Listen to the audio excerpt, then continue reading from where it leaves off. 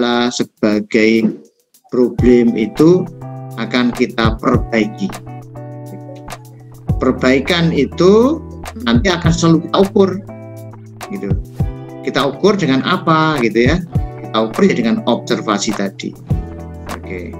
Jadi prosesnya adalah kita itu sebenarnya ingin memperbaiki sesuatu, ingin meningkatkan lebih baik, tapi tentu dengan sebuah rencana-rencana yang berulang-ulang. Berulang-ulang itulah yang disebut sebagai sebuah siklus. Nah, kalau begitu Bapak Ibu, mari kita mencoba bahwa cara kerja kita ini kita coba kita refleksikan. Yang diperbaiki tidak hanya anak, bisa juga cara kerja kita. Jangan-jangan masalah ketidakpuasan anak-anak dalam jalan BK, tadi Pak Endo itu menyebut ada stereotip bahwa guru BK itu identik dengan polisi.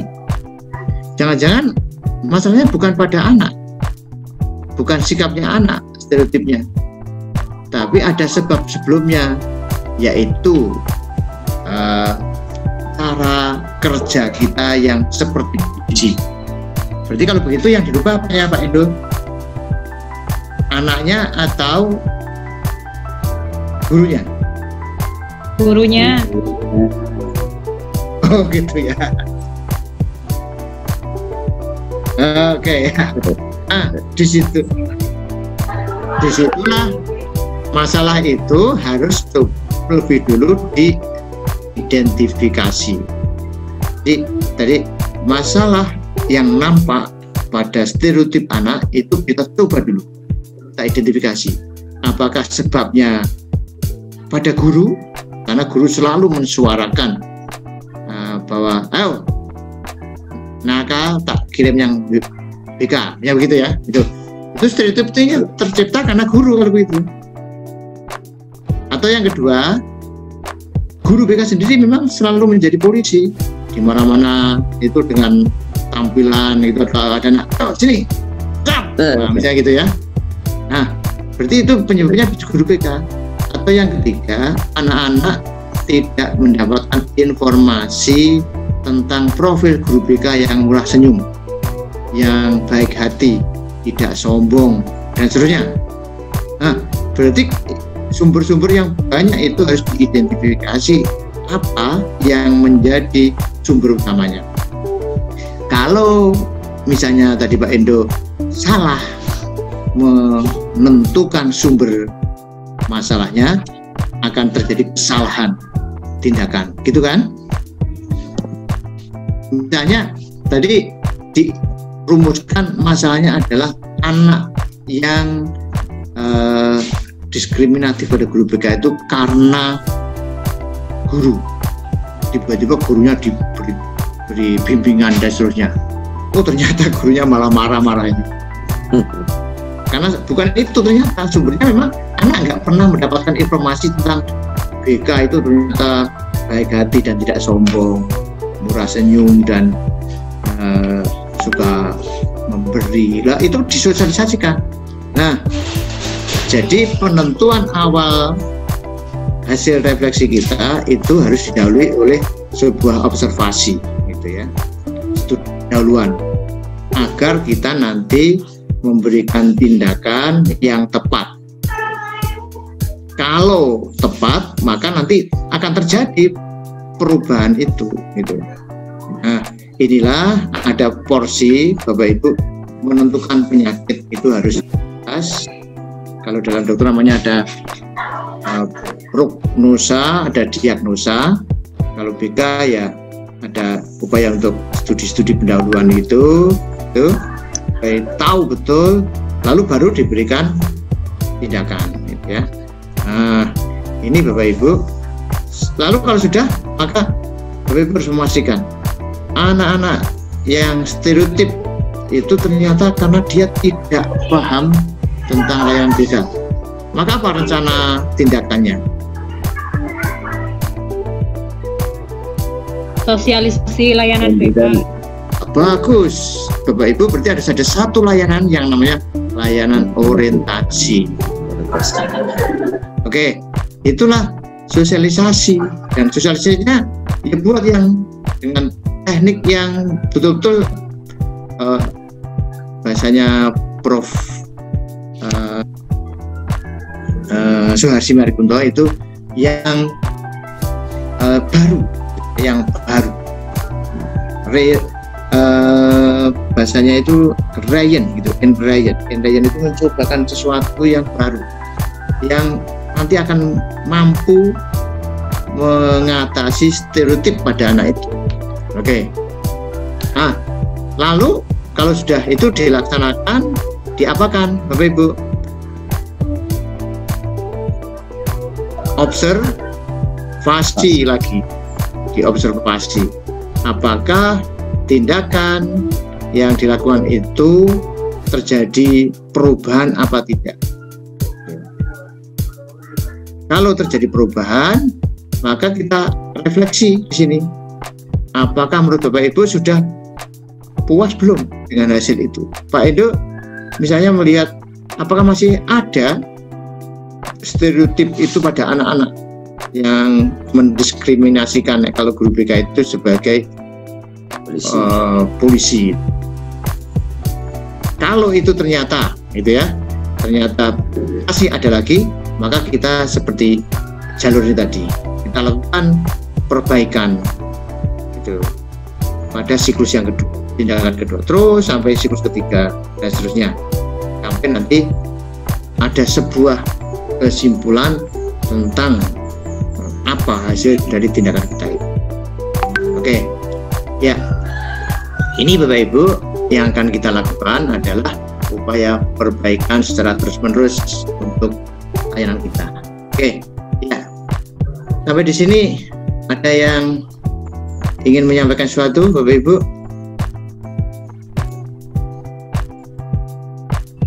Ya, saya Pak Agus. Silakan Bu Yani. Nggih, terima kasih Pak Agus. Dari penjelasan Pak Agus barusan, di situ kan di dalam kita melakukan tindakan yang pertama apabila sudah dinyatakan berhasil, itu berarti itu begini Pak, maksud saya di dalam siklus itu apakah ada batasan sampai dengan siklus berapa kali gitu Pak kita terakhir melakukan penelitian itu. Terus kemudian di dalam siklus yang misalnya tidak berhasil di siklus pertama, kita ulangi lagi siklus berikutnya dan berikutnya lagi, itu apakah tindakannya juga tetap sama atau bagaimana Pak Agus? Oke, gitu, Pak ya. Agus. Terima kasih Bu Yani. Filosofinya begini, kalau Bapak Ibu berhadapan dengan anak begitu, kira-kira pertemuan sampai 3 kali itu membosankan nggak? Kalau sudah ada kebosanan, sudah ada kejenuhan, maka hakikatnya karena ini interaksi sosial, maka harus diselesaikan, nggak akan ada manfaatnya. Karena itu ada batasannya. Banyak yang batasi ya 2 kali kalau sudah terjadi bahan, ya sudah. Kalau diulang lagi, pertama tugas kita itu kan banyak, nggak mungkin itu mau melakukan hal itu saja, ya. Tugas kita kan terus akan mengalir. Setelah kita besok pertemuan berikutnya apa-apa itu sudah akan berubah ke hal yang lain. Jadi nggak bisa kita tetap di situ aja. Jadi cukup 2 kali, kalau boleh 3 kali ya nggak apa-apa gitu ya. Oke. Gitu Bu Yani. Lalu Pak Agus, yang untuk tindakannya untuk siklus pertama, siklus kedua, apakah tetap sama dengan tindakan dengan siklus pertama atau berbeda Pak Agus? Ya, karena kita ini bukan menguji alatnya, tindakannya, tapi yang diuji itu adalah perubahannya, maka kita tetap harus menggunakan tindakan yang sama. Itu. Karena kalau tindakannya berbeda, nanti tidak akan ada kesimpulan. Misalnya begini, misalnya Bu Yani melakukan sebuah perbaikan layanan BK. Awalnya itu layanan BK itu kalau klasikal itu dengan ceramah. Lalu karena ceramah itu anak-anak ngantuk, bosan. Nah, lalu diukur, katakan dia diobservasi, wah anak bosan karena begitu, kemudian ganti lagi dengan berbasis multimedia, wah anak seneng, kesimpulannya berarti ada perubahan, tapi itu bukan di situ, itu menjadi bias karena yang diukur akhirnya perbedaan antara metode ceramah dengan metode multimedia yang mesti berbeda. Nah, padahal yang kita tuju tadi, yang kita rubah itu kan anaknya, toh itu anaknya yang kurang memperhatikan layanan itu mau kita tingkatkan. Nah, jadi gitu ya. Oke. Ya, makasih Pak Agus. Oke ya, yang lain.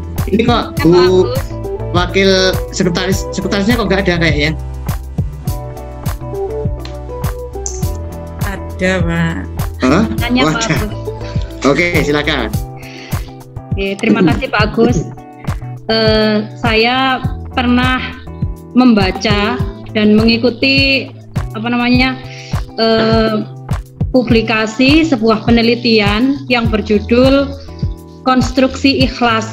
Nah, waktu itu beliau menjadi mahasiswa psikologi terbaik dari UGM dengan penelitiannya Konstruksi Ikhlas, bahwa ikhlas itu bukan definisi yang stagnan seperti itu. Jadi dengan perubahan zaman ini, ikhlas itu berubah maknanya dan harus dikonstruksi seperti itu. Dan terkait yang saya bicarakan, masalah yang saya lihat pada anak-anak zaman sekarang, itu saya pikir untuk konstruksi sopan santun. Jadi mungkin anak-anak sendiri atau kita sendiri itu tidak tahu bagaimana harus bersikap seperti itu di zaman milenial ini kan, khususnya zaman digital. Bukan karena mereka itu tidak sopan, tapi mereka tidak tahu bagaimana cara sopan santun di media sosial. Kita sendiri pun misalnya kalau grup madrasah seperti itu atau grup kita, kemudian ada orang yang memberi informasi, kadang kita hanya menyerap informasi itu, kita tidak merespon atau memberikan ucapan terima kasih seperti itu. Jadi menurut saya bukan karena anaknya tidak sopan santun, tapi karena mereka tidak tahu bagaimana bersikap sopan santun di zaman digital ini. Jadi menurut saya yang perlu dikonstruksi adalah makna sopan santun itu, karena tentu berbeda dengan zaman dulu dan sopan zaman sekarang. Nah, itu kira-kira seandainya saya ingin mendalami penelitian tentang konstruksi sopan santun itu, kira-kira nanti metodenya itu seperti apa, ngoten Bapak? Terima kasih. Oke, Nur, ya, ini menarik ya, gitu. Tapi pertanyaannya begini, dalam tugasnya Bu Nur Azizah, itu masalahnya anak atau masalahnya orang lain? Kayaknya itu masalahnya orang lain. Saya melihat dari, tapi kan saya melihat dari, saya temukan dari anak-anak seperti itu Pak. Misalnya yang saya temukan itu ya, di grup kelas saya itu ada anak yang aktif memberikan respon terhadap instruksi guru. Tetapi ternyata di grup grup formal kelas itu anak-anak membuat grup sendiri yang tidak ada gurunya, dan anak yang aktif merespon jawaban guru itu dibully oleh teman-temannya di grup yang tidak ada gurunya. Dia dibilang caper, cari perhatian guru, seperti itu, sehingga anaknya pun down seperti itu Pak. Itu yang saya temukan di lapangan seperti itu. Sehingga Jadi yang pertama bukan mengkonstruksi nilai-nilai sopan santun. Menurut saya memang ya sopan santunnya memang lagi bermasalah kan gitu ya. Kalau mengkonstruksi kembali nilai-nilai sopan santun, lalu orang lain, tadi kan problemnya gini, ada orang lain, termasuk mungkin guru, temannya itu yang terkena dampak dari itu ya, sopan santunnya anak yang kurang ajar lah kita gitu ya.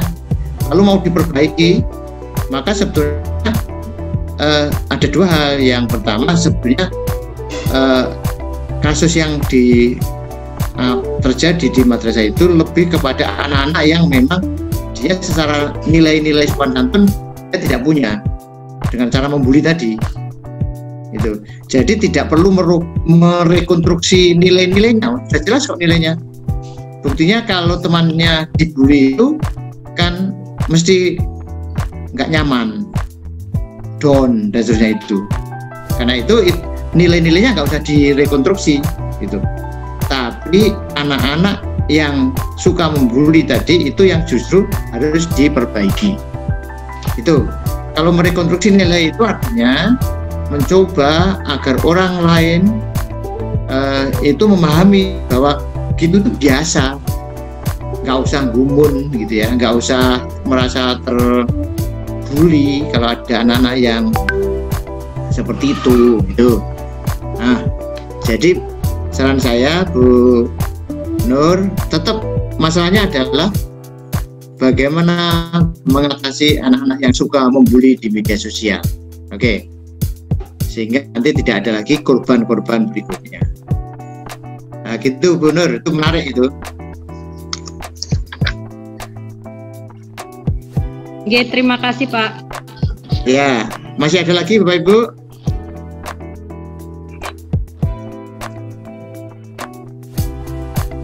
Ya, Bapak Ibu, jadi kalau begitu, kalau sudah nggak ada pertanyaan, coba saya teruskan slide saya tadi.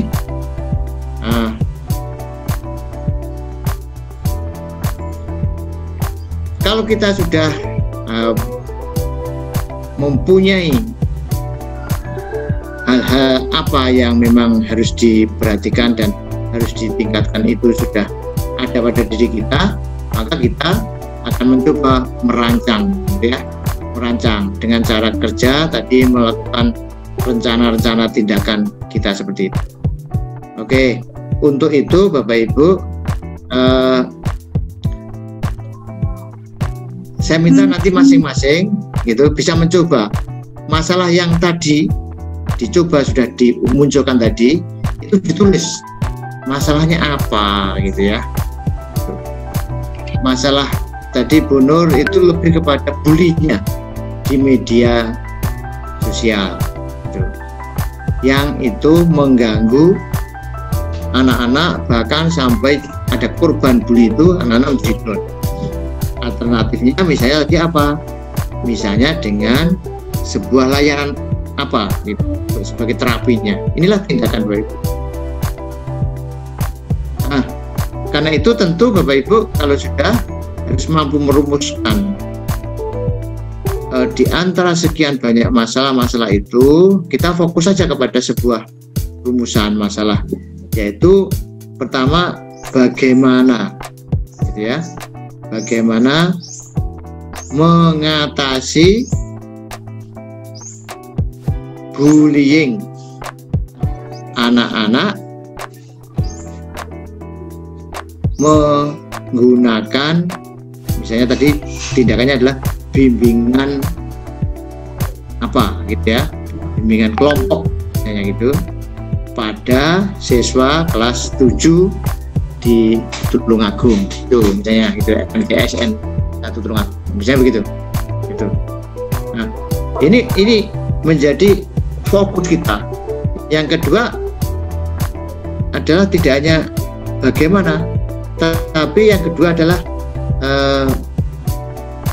seberapa perubahan gitu ya, seberapa perubahan tingkat bullying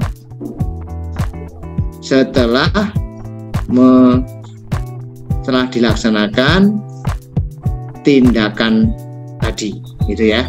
Oke, rumusannya nanti tentu itu tetap menggunakan kata-kata yang pas sesuai dengan masalah, dengan tindakan, dan jadi ada 3 Ibu ya. Rumusan masalah itu selalu berkaitan dengan 3 hal, yaitu masalahnya, kemudian yang kedua itu tindakannya, yang ketiga itu subjeknya. Tadi masalahnya bullying, tindakannya itu misalnya bimbingan kelompok, kemudian subjeknya adalah siswa MTS 3 kelas 7 Tulungagung ya gitu ya. Oke. Nah, kalau ini sudah Bapak Ibu harus mencoba merancang tujuannya apa itu. Tujuan dari perbaikan tadi apa? Pertama, tujuannya kaitan dengan rumusan masalahnya ini. Yang pertama tadi akan ketemu, tujuannya adalah ingin mengetahui cara mengatasi bullying pada anak dengan menerapkan bimbingan kelompok. Oke, yang kedua itu tujuannya adalah ingin mengetahui perubahannya, karena tahu caranya toh itu masih belum maksimal. Dan yang kedua itu seberapa sih perubahannya. Lalu manfaatnya juga akan diperoleh. Pada guru apa manfaatnya? Bu Nur kira-kira. Kalau kita sudah melakukan manfaatnya anak-anak lebih toleran. Betul, Pak? Oke, manfaatnya untuk anak tadi bukan tolerannya, akan menurunkan apa tadi? Bullyingnya itu. Oh, menurunkan. Oh, nggih. Bullyingnya tadi. Oke, untuk guru BK apa manfaatnya? Ada temuan tentang cara, gitu kan ya? Ya. Dengan apa tadi? Dengan bimbingan kelompok. Misalnya ini contohnya ini aja ya, dengan bimbingan kelompok. Nah, mungkin untuk sekolah ada manfaatnya lagi. Secara teoritis juga ada manfaatnya. Hanya sebuah pendekatan keilmuan mengatasi bullying di media sosial. Nah, inilah manfaat yang akan diperoleh dari Bapak Ibu melaksanakan tindakan ini. Ini baru rancangan belum dilakukan tindakan. Nah, untuk melakukan perbaikan itu Bapak Ibu harus punya dasar teori. Dasar teori tentang apa kira-kira? Ya, coba yang diperlukan agar bisa melakukan tindakan terhadap bullying dan bisa menggunakan tindakan bimbingan kelompok itu perlu teori tentang apa? Bullyingnya harus tahu, gitu ya. Oke. Tapi ini bullying di media sosial ya. Iya. Jadi harus dikuasai dulu. Kayak apa bentuk-bentuknya, prakteknya seperti apa, penyebabnya apa, itu harus diungkap dulu di sini. Yang kedua, teori tentang apa? Media sosial. Oke, itu masih tentang di media sosialnya. Yang kedua, teori tentang tindakannya itu harus tahu. Karena apa? Itu alat yang akan digunakan oleh peneliti. Karena itu dua hal itu harus dijabarkan dalam teori ini. Misalnya kalau bimbingan kelompok, misalnya seperti apa langkah-langkahnya, kemudian prosedurnya, perlengkapan yang diperlukan, itu harus dijabarkan. Oke. Nah, baru nanti dibuatlah rencana tindakan. Kalau itu ada bimbingan kelompok, berarti ada RPL bimbingan kelompok. Skenarionya seperti apa?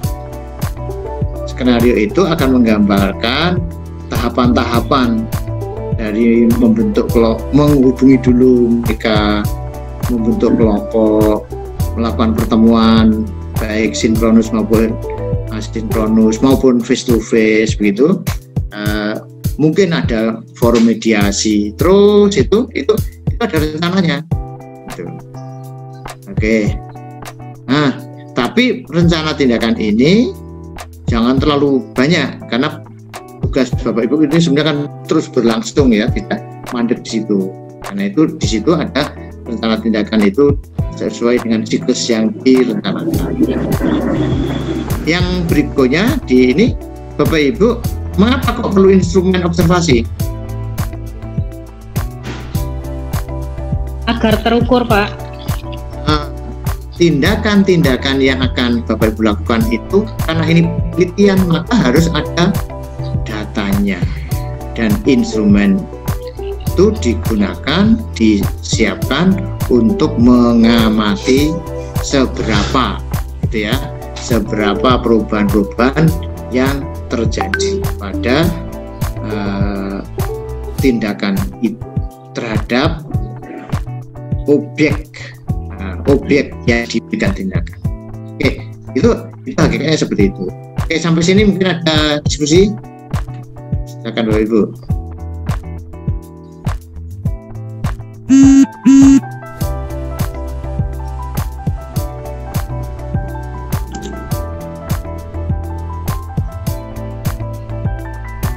Oh ya, Bu Sofi, silakan Bu Sofi.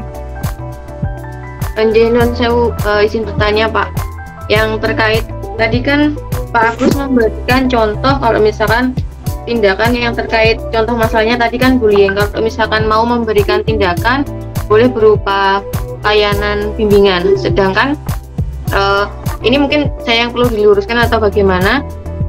Kalau menurut saya biasanya kalau kita kan tindakan ini kan biasanya kita untuk mengatasi masalah gitu Pak, karena kan memang basicnya ada masalah dulu baru kita beri tindakan. Nah biasanya kalau seperti itu kan layanan yang diberikan kan berupa responsif. Jadi biasanya pakai yang konseling. Apa memang sebenarnya layanan apapun bisa dijadikan untuk tindakan untuk penyelesaian masalah? Atau hanya khusus untuk konseling saja? Karena kan basicnya memang masalah yang notabene adalah untuk mengatasi masalah biasanya pakai yang layanan bersifat responsif. Terima kasih Pak. Bu Sofi, jadi begini,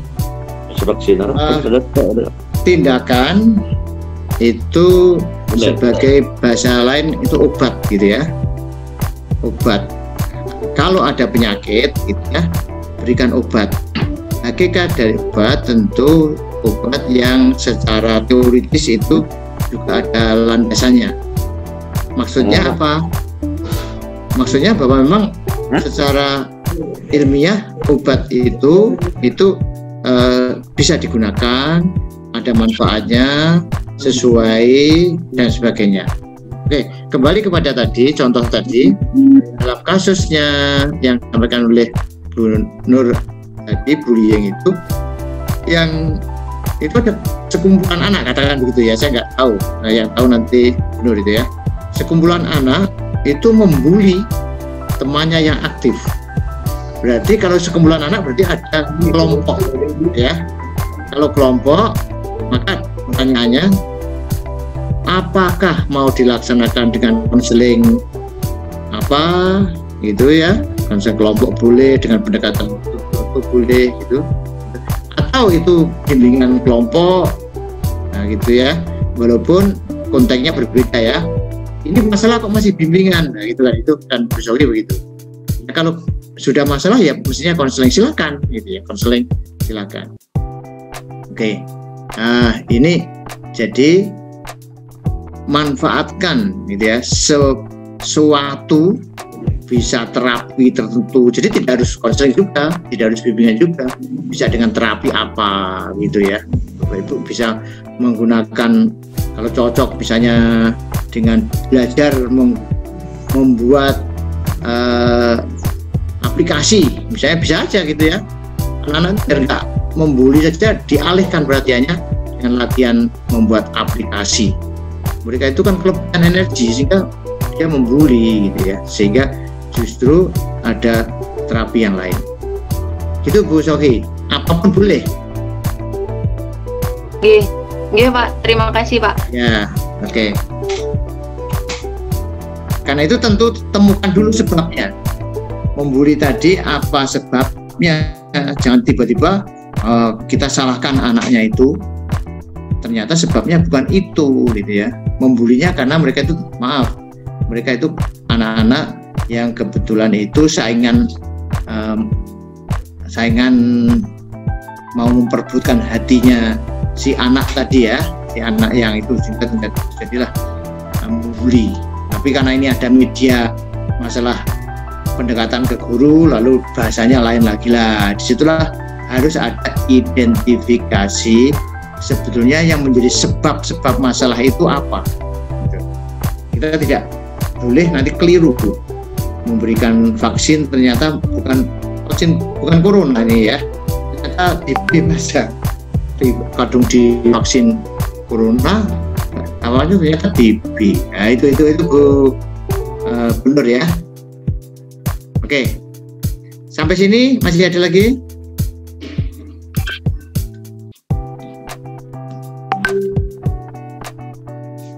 Oke,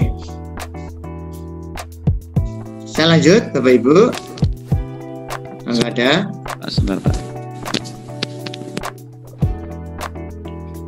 Nah, bagaimana kalau ini sudah, kalau Bapak sudah punya instrumen dan seterusnya, maka sebenarnya langkah berikutnya itu adalah tadi kita merancang siklus tindakan itu.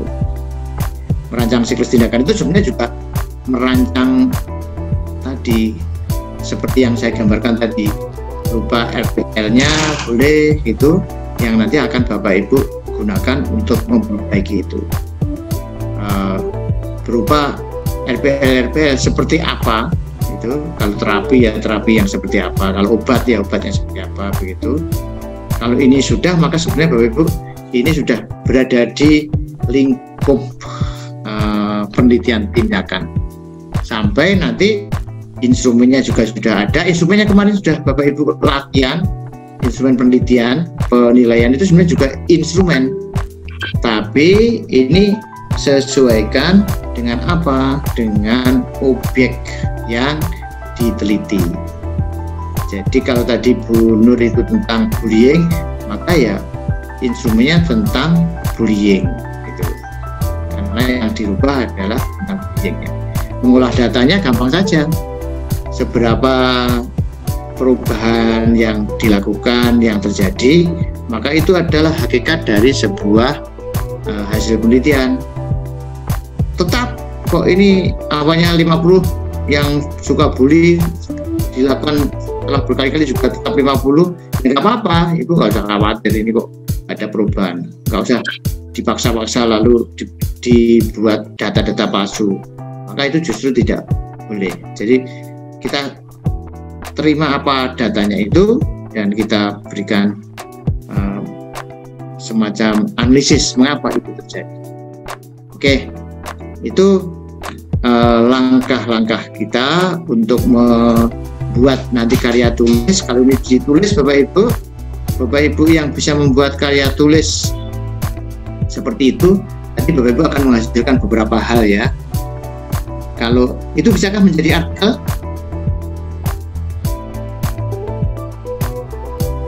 Bisa Bapak Ibu menjadi artikel, nanti disampaikan ke artikel itu di mana-mana bisa. Saya dulu di Ponorogo ngelola namanya juga inovasi gitu ya di Kemenak. Ya artikelnya ya kecil-kecil gitu, lalu saya tulis menjadi artikel kecil. Itu bisakah menjadi jurnal ilmiah? Bisa gitu ya. Itu bisa menjadi jurnal ilmiah. Itu menjadi nilainya lebih baik lagi, gitu ya. Atau Bapak Ibu bisa menjadi laporan buku dalam bentuk buku laporan. Dan kalau sudah buku laporan, nanti bisa menjadi angka kredit. Semuanya punya angka kreditnya. Silakan Bu Fitriana. Assalamualaikum warahmatullahi wabarakatuh. Pak Agus, tadi nyuwun perso. Bedanya PTK sama studi kasus ini kan apa nggih? Mohon penjelasan. Ya, apa bedanya PTK dengan studi kasus gitu? Studi kasus itu lebih kepada satu objek saja, satu objek dan satu subjek, lalu didalami sampai mendalam gitu. Oke, kita tidak tahu apakah pendalaman itu akan dilanjutkan, ditulis dan seterusnya, atau hanya sekedar ya pokoknya menjadi studi gitu. Karena itu studi kasus di situ itu tidak sebagai sebuah metode penelitian, tapi ini lebih kepada studi pendalaman terhadap materi, terhadap sesuatu gitu. Nah, kemudian kalau penelitian tindakan, ini yang pertama ini turunkan dari namanya action research gitu ya. Tindakan, tapi ini menjadi sangat khas untuk dunia pendidikan, bahwa ini menjadi cara untuk memperbaiki kinerja dan layanan guru-guru. Karena itu saya mengikuti beberapa kali pertemuan di tingkat nasional itu dengan beberapa profesor itu, bahwa mengapa guru kok tidak disarankan untuk penelitian umum. Penelitian umum itu misalnya studi tentang hubungan antara ketua dengan sekretaris misalnya gitu ya, lalu hubungan antara pelatihan dan peningkatan kompetensi BK misalnya. Mengapa kok tidak boleh seperti itu? Studi-studi seperti itu kadang tidak sesuai dengan tupoksinya. Karena itu misalkan Bu Fitri, kita lebih kepada tupoksinya guru-guru yang langsung apa dihadapi, diberikan perbaikan, dilaporkan, maka pertama tidak akan mengganggu tugasnya itu, yang kedua akan memiliki dampak langsung perbaikannya, dan itu menjadi keilmuan yang bermanfaat. Jadi bedanya yang satu sebagai metode yang memang resmi diakui sebagai cara-cara yang lebih profesional untuk peningkatan kompetensi guru. Begitu Bu Fitri. Ya, ngaten Pak. Oke. Ya. Mana dia mengacungkan tangan coba? Enggak kelihatan. Halo Pak, Melina Pak. Oh iya silakan ya. Pak, ini mohon diluruskan, apa benar siklus itu sama dengan kayak pertemuan ya Pak? Di siklus 1 itu pertemuan 1, siklus 2 pertemuan 2, apa seperti itu? Itu yang pertama. Kemudian yang kedua bedanya bisa coba diulangi lagi, suaranya agak berbingung. Oh iya. Siklus itu apa sama dengan pertemuan Pak? Jadi siklus 1 itu pertemuan ke-1, siklus 2 pertemuan kedua. Itu pertanyaan yang pertama. Kemudian yang kedua, bedanya siklus 1 sama siklus 2 apa jika tindakannya sama? Tadi kan Pak Agus bilang kalau misalkan pakai tindakan konseling kelompok ya nanti tindakannya konseling kelompok semua. Bedanya antara siklus 1 sama siklus 2 jika tindakannya sama itu apa Pak? Terima kasih. Oke Bu Melina, yang ini pertanyaan yang menarik ini, apakah siklus, katakan siklus 1, siklus 2 itu sama dengan pertemuan 1, pertemuan 2? Sedikit berbeda. Bedanya di mana? Kalau siklus itu kan sebuah paket, gitu ya, paket kegiatan, gitu ya. Paket kegiatan bisa saja satu paket kegiatan, satu paket tindakan itu bisa direncanakan tidak hanya pertemuan, tapi di situ ada permainan, ada apa begitu. Nah, itu. Kalau pertemuan kan namanya ketemu itu. Walaupun sangat mungkin bahwa dalam siklus itu kalau itu beberapa pelayanan itu ya sudah direncanakan sebagai sebuah satu kali pertemuan, itu juga bisa. Tapi lebih luas siklus. Itu. Nah, itu Bu Melina. Yang kedua, bahwa untuk sebuah tadi pertanyaannya apa tadi yang kedua tadi ya? Bedanya siklus 1 dan siklus 2 Pak. Oke, ya maaf ya. Oke. Siklus 1 itu kok tadi saya katakan kok sama gitu ya. Dalam konteks obat itu harus sama gitu. Tapi racikan dari obat itu yang berbeda. Misalnya begini, bedanya studi komparasi itu kan begini. Studi komparasi, studi perbandingan antara metode A dengan metode B nanti akan menghasilkan perbedaan antara A dan B, ya. Misalnya Bu Melina memperbaiki ini anak-anak kok dalam layanan BK itu kok selalu ngantuk ya, nggak tertarik. Lalu yang pertemuan pertama Bu Melina menggunakan layanannya itu dengan WA. Kemudian yang kedua itu dengan video, lalu dibandingkan.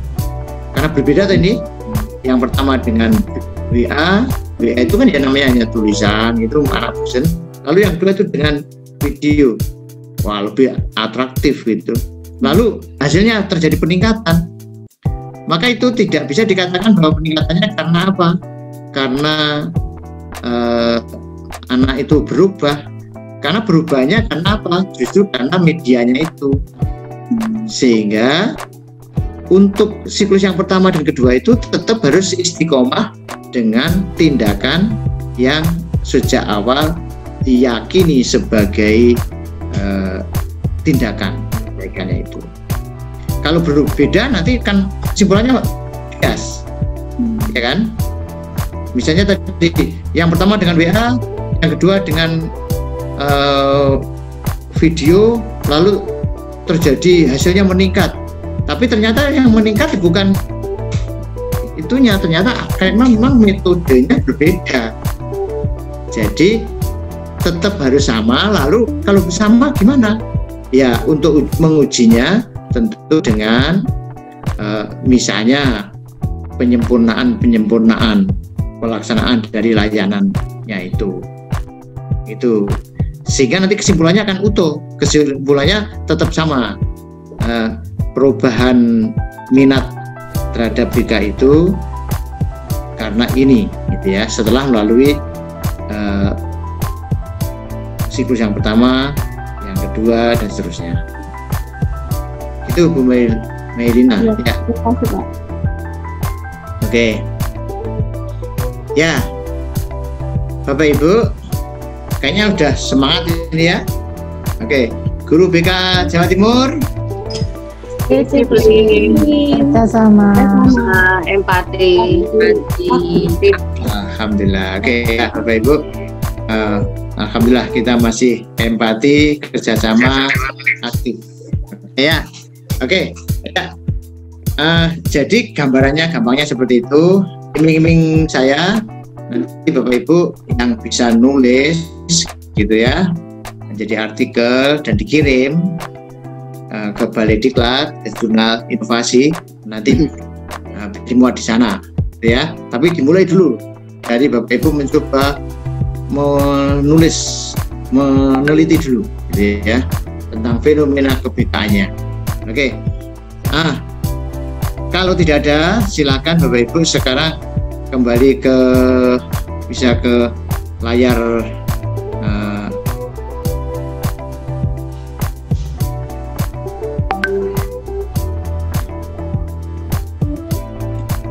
ini ya. Kita akan diskusi Bapak Ibu, tapi diskusinya bukan diskusi yang seperti kemarin. Bapak Ibu, saya minta untuk mencoba deskripsikan masalah dalam layanan terkait seperti diskusi tadi yang sudah dibahas tadi, ada beberapa kasus tadi. Tuliskan di lembar ini Bapak Ibu gitu, pilih salah satu saja gitu. Kalau tadi Bu Nur itu tentang bullying, Bu Fatma tadi apa gitu dan seterusnya, silakan masing-masing memilih salah satu, bisa terkait dengan proses, strategi, hasil, dukungan sistem atau apapun gitu ya terkait dengan layanan kebijakan. Coba berikan tanggapan gitu, mengapa masalah satu tadi itu penting bagi Bapak Ibu. Ini menjadi sangat menentukan. Kalau nggak penting ya nggak usah gitu, karena yang penting itu akan bermanfaat banyak orang. Itu penting bagi anak. Jadi bully itu penting bagi anak gitu ya, mengatasinya karena apa? Anak-anak tidak jadi korban. Penting bagi madrasah karena harus anak-anak bisa belajar, kelompoknya bisa jalan, gitu itu contohnya. Lalu ini apa penyebab masalah tersebut? Ini harus detail Bapak Ibu. Bapak Ibu harus mencari sebab yang sungguh-sungguh. Oke, sampai nanti ketemu masalahnya ini seperti apa. Jangan sampai nanti melihat satu masalah sebabnya dikira anak, ternyata sebabnya guru. Kira sebabnya guru, ternyata itu orang tua.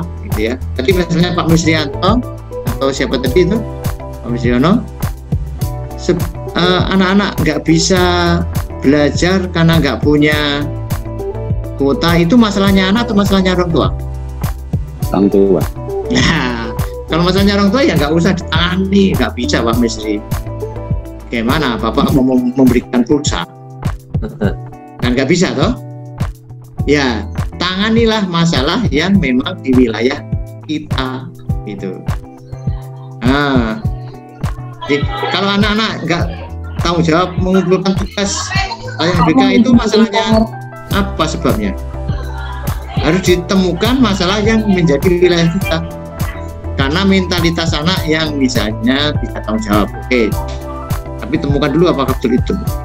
Kalau memang iya, kesukaran anak ternyata anak tidak bisa mengirimkan tugas dalam bentuk WA. Berarti bisakah diperbaiki? Kalau itu wilayahnya anak-anak, bisa diperbaiki karena itu Bapak Ibu guru berada di wilayah itu. Nah, ini disinilah bagaimana tindakan pemecahannya. Oke, ya silakan Bapak Ibu. Sekarang langsung kerja, diketik, kita tanggapi. Ketik.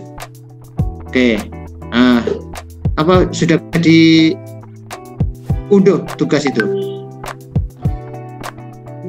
Pak Indo, sudah bisa diunduh? Belum ya? Belum, Pak. Belum. Saya bukanya dulu ya, kalau gitu mohon maaf. Sudah Pak. Oh sudah. Oke ya. Kalau sudah, silakan Bapak Ibu diunduh.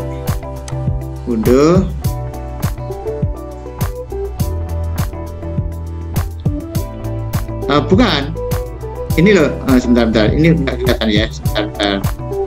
Penelitian Deskripsi yang deskripsikan itu loh. Diskusi. Sebentar, ini masih saya keluar terpental nih, sebentar.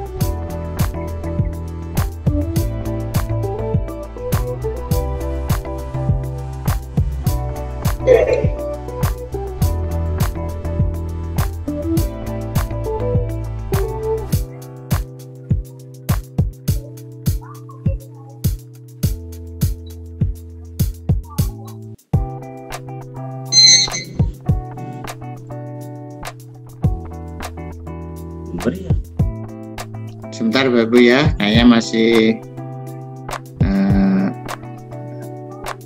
setting dulu.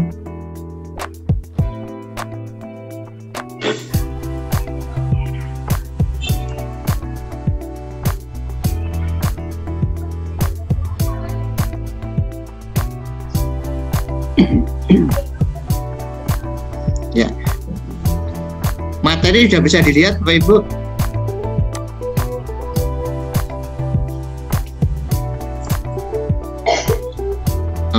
Alhamdulillah ya.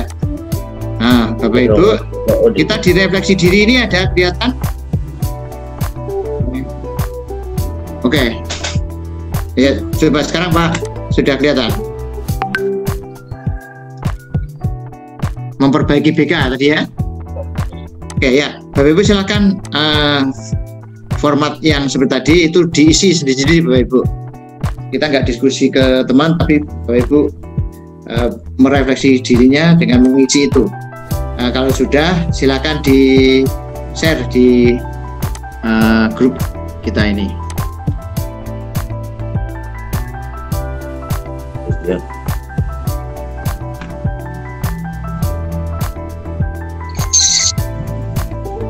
Iya. Ya cukup. Nggak lama itu, saya kira nggak lama. Ya. Apa istirahat sebentar? Gitu ya. Zoom. Oh gitu. Bapak Ibu biar istirahat. Kita zoomnya istirahat sebentar. Sampaikan selesai itu 45 menit. Ya kita tambah sedikit lah Bapak ya. Bisa rupanya. Kita ini karena Jumat Bapak Ibu nanti sekaligus kalau begitu masuk ke tugas dulu. Gitu ya. Terus. Jadi refleksi itu terkait nanti dengan tugas. Nanti kita upayakan jam 2 Zoom sebentar gitu ya. Oke. Jadi kalau begitu Bapak Ibu di sela Jumatan ini refleksinya Bapak Ibu lakukan dengan mengisi itu. Kemudian untuk tugasnya itu juga Bapak Ibu coba dirancang. Itu penjelasannya sama seperti apa yang saya sampaikan tadi. Kemudian kalau Bapak Ibu pengen membaca tadi file-file yang saya kirimkan di materi itu bisa menjadi panduan Bapak Ibu untuk merencanakan, mengerjakan gitu. Ya. Sebelum ditutup silakan dibuka, ada pertanyaan silakan. Bagus. Ada 2 pekerjaan Pak Agus, insyaallah. Satu diskusi PTBK, kemudian yang satu tentang merancang PTBK, betul? Betul. Oke. Ya. Sudah bisa dioperasikan Bagus. Oh sudah bisa. Oh iya, ini masih laptop saya Bagus. Oh gitu ya. Pak, sudah. Ya sampai jam 2 nanti. Ya. Kalau Pak sudah jam 1 boleh lah selesai. Ya, Jumat Bagus ya. Oke, Bu Sogi silakan Bu Sogi. Pak, ini mau tanya terkait tadi kan sudah ditanyakan perbedaan antara siklus 1 dan siklus 2. Nah, pertanyaan saya itu perpindahan antara siklus 1 dan siklus 2, apakah di siklus 1 dan antara siklus 1 dan 2 itu harus ada capaian tertentu atau karena waktunya sudah kita tentukan di awal, atau bagaimana Pak antara kita harus pindah dari siklus 1 ke siklus 2? Karena kan tiap siklus misalkan tidak harus satu pertemuan, bisa 1 atau 2. Nah, itu di bagian perancangannya apa harus ada batasan agar kita ini sudah waktunya pindah ke siklus 2 ngoten. Pripun Pak? Batasnya begini Bu Sogi. Yang pertama batasannya satu paket tindakan itu sudah dianggap selesai, kemudian sudah diukur dengan instrumen tadi, maka itu sudah dianggap sudah selesai siklus yang pertama. Karena itu kan satu siklus itu isinya apa? Ada rencana, ada tindakan, ada observasi, dan ada refleksi. Kalau itu sudah 4 langkah dilakukan, maka Bu Sogi langsung pindah ke rencana berikutnya, siklus yang kedua. Ya. Tapi lengkap 4 itu ya. Rencana, terus dilakukan tindakan perbaikan, lalu ada observasinya. Jangan belum diobservasi lalu sudah beralih, nanti nggak ada data. Karena penelitian itu sebetulnya di situ berbicara tentang data, pengumpulan data. Ibu harus mengumpulkan data yang nanti bisa menjadi refleksi, menjadi ini kok belum maksimal ya, masih sekian ya. Itu dimulai dari mana? Dari observasi itu harus setelah refleksi, baru setelah direfleksi karena maksimal, maka saya rencanakan siklus yang kedua. Nah, lalu muncul lagi rencana yang itu Bu Sogi. Tapi apakah itu setiap misalnya dalam satu siklus itu ada 2 pertemuan, ada 1 pertemuan, itu buat sesimpel mungkin. Kalau terlalu sering itu juga membosankan dan itu nanti menjadi kabur juga. Ya, ada lagi? Oke Pak, berarti butuh sebelum adanya penilaian menggunakan instrumen itu butuh waktu untuk observasi untuk melihat seberapa perubahan yang sudah terjadi, ngoten nggih. Betul, gitu. Bahkan sebelum penelitian pun hakikatnya peneliti juga sudah melakukan studi pendahuluan untuk mengukur derajat masalahnya tadi. Ternyata studi pendahuluan, kalau kasusnya tadi bully itu ada 50 anak yang suka membuli. Itu data awal. Terus diberikan siklus yang pertama itu sudah berubah, tinggal 40 anak. Itu misalnya gitu. Lalu direncanakan lagi siklus yang ketiga, lalu sudah tinggal 2 anak.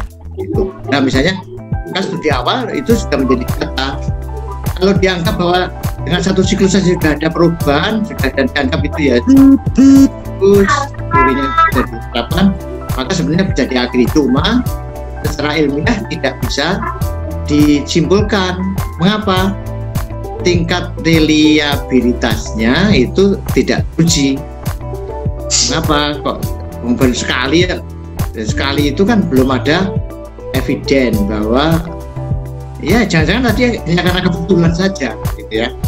Tapi begitu dilakukan siklus yang kedua atau ketiga lalu konsis bahwa terjadi peningkatan yang berulang-ulang, maka menunjukkan obat itu ternyata memang bisa ya gitu ya. Itu bisa Ki. Oh iya Pak, berarti tidak menutup kemungkinan kalau misalkan yang memang yang paling baik kan ukurannya 2 siklus, tapi tidak menutup kemungkinan kalau adanya siklus ketiga atau keempat ya Pak. Boleh, cuma tadi hindari juga kebosanan. Ini kan berkaitan dengan subjek anak itu kadang bosan itu, kalau udah bosan itu lagi nah itu ya hindari. Oh iya Pak, iya Pak, terima kasih Pak. Ya, oke, masih ada? Tugasnya bagus, ini dua-duanya dikerjakan sekarang ya Pak? Diskusi sama tugas ketiga? Nggak usah berbarengan Pak, selesaikan satu dulu, setelah selesai nanti dilanjutkan. Nanti sebelum jam 2 di-upload, nanti kita bahas. Oh enggak. Itu setelah, pokoknya jam 2 itu insya Allah nanti Bapak Ibu presentasi, kita acak siapa yang harus tampil gitu. Oke, teman-teman. Oke.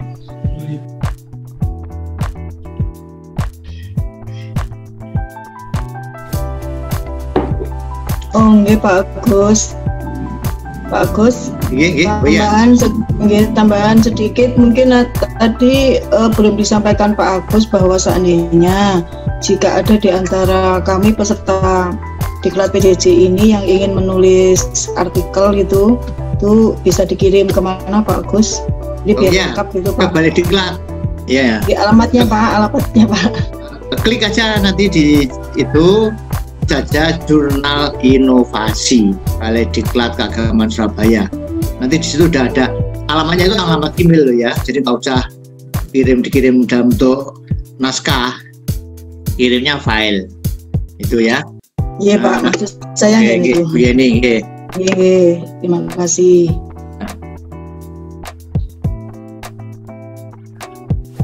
Masih ada Bapak Ibu?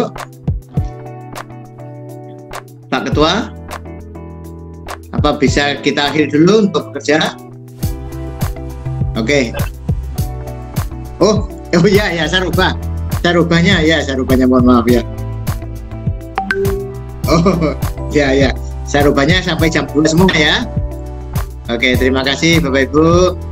Mudah-mudahan tetap sehat, dan terima kasih pada Bu Fatma, saya sudah dapat kiriman obat yang herbal yang luar biasa. Sudah saya coba, langsung ngejreng gitu ya.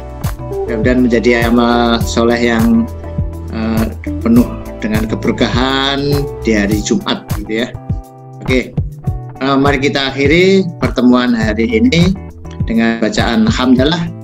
Alhamdulillahirrahmanirrahim. Sampai ketemu insya Allah nanti jam wah ya.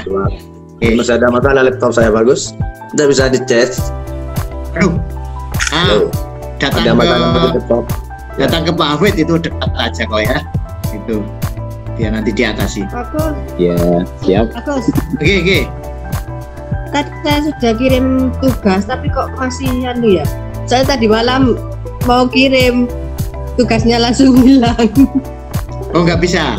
Oke ya, saya buka lagi, Bu. Bukanya lagi ya. Oke, nanti saya tambahi waktu. Terima kasih, bagus. Ya, Bu Barika. Oke. Sudah saya kirim. Ya.